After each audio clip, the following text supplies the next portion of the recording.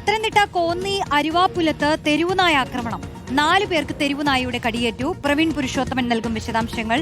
പ്രവീൺ, പേവിഷബാധയുള്ള നായയാണോ? 4 പേർക്കാണ് കടിയേറ്റിട്ടുള്ളത്. അവരെ ആശുപത്രിയിൽ ചികിത്സയ്ക്കായി മാറ്റിയിട്ടുണ്ടല്ലോ അല്ലേ?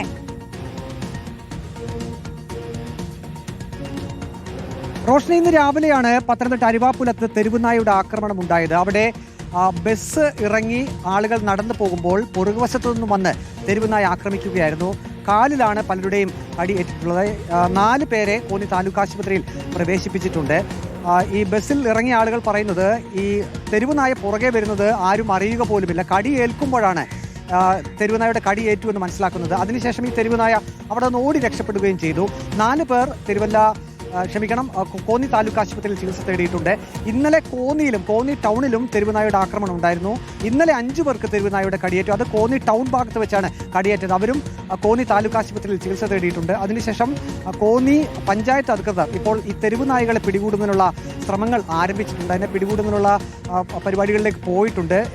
എത്രയും പെട്ടെന്ന് തന്നെ തെരുവുനായകളെ പിടികൂടും. ഈ ആക്രമണകാരികളായിട്ടുള്ള തെരുവുനായകളെ പിടികൂടുമെന്നാണ് കോന്നി ഗ്രാമപഞ്ചായത്ത് അധികൃതർ പറയുന്നത്. ഏതായാലും നാട്ടുകാർ പറയുന്നത് തെരുവുനായകളുടെ ശല്യം കൊണ്ട് തങ്ങൾ പൊറുതിമുട്ടിയിരിക്കുകയെന്നാണ്.